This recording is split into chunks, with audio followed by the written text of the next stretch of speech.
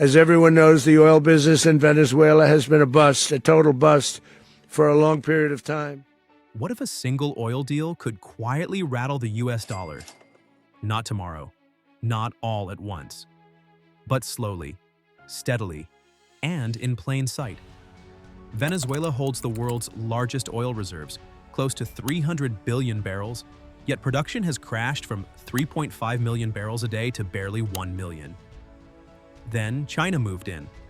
Today, Beijing buys more than half of Venezuela's oil, over 470,000 barrels every day, more than the entire European Union uses. And this goes far beyond oil. It's about debt, currency, and leverage. UN instead of dollars, East instead of West, a system taking shape outside Washington's control. This is how Venezuelan oil is chipping away at the US dollar, and why the global financial order is quietly shifting. Subscribe to watch the full video. The setup. Venezuela's oil, China's lifeline. Venezuela holds the world's largest proven oil reserves, nearly 300 billion barrels. But sanctions and years of mismanagement have slashed production from about 3.5 million barrels a day to roughly 1 million. Despite its resource wealth, the country was effectively cut off from global markets. China changed that. Since the early 2000s, Beijing has gone from a distant observer to Venezuela's primary economic lifeline.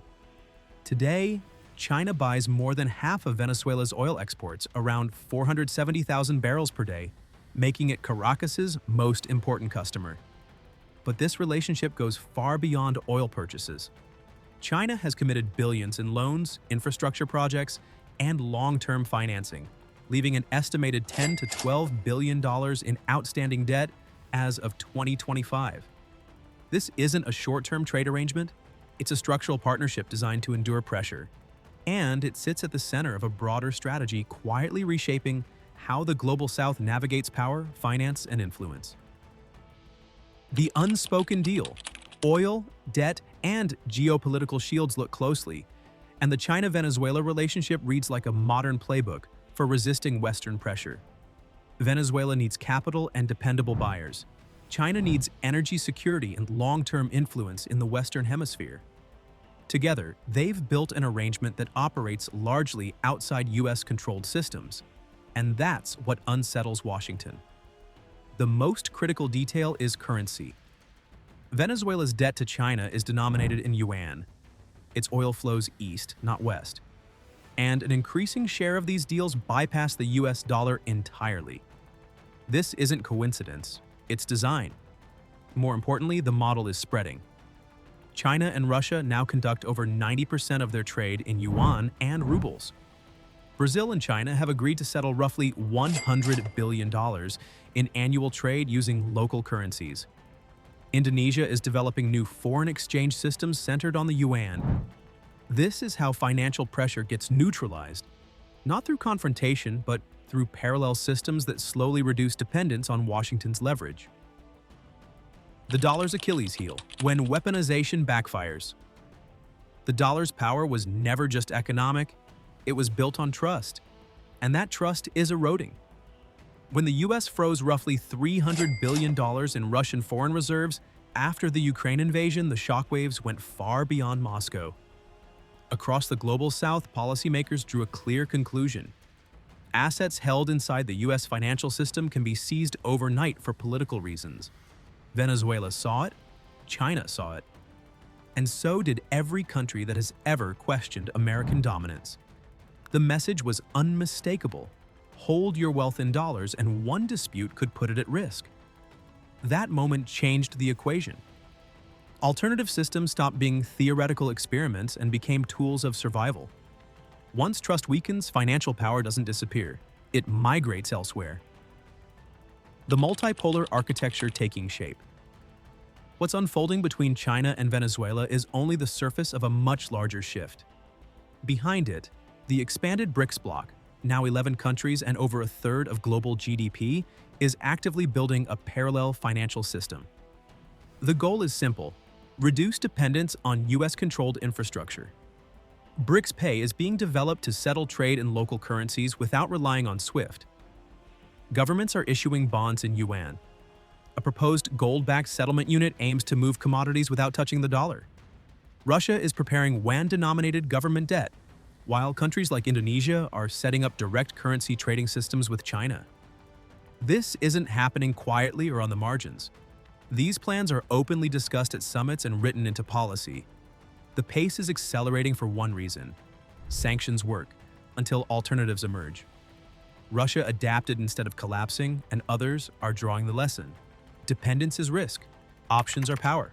Venezuela's role in the bigger game. The China-Venezuela oil relationship matters because it proves a critical point. U.S. economic pressure is no longer absolute. For years, Venezuela was trapped by isolation. Washington controlled its access to markets, finance, and trade, leaving the country with few options.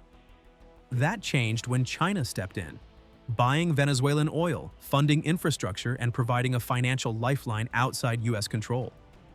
In theory, Washington could try to shut this down. In reality, it can't do so without consequences. China is now deeply embedded in the global economy, and punishing Beijing for Venezuelan oil would ripple back into U.S. consumers, businesses, and allies. That's the real shift. Sanctions once worked because alternatives didn't exist. Today they do, and those alternatives are expanding, strengthening, and becoming more interconnected with every passing quarter. What happens to the dollar? The U.S. dollar isn't collapsing anytime soon.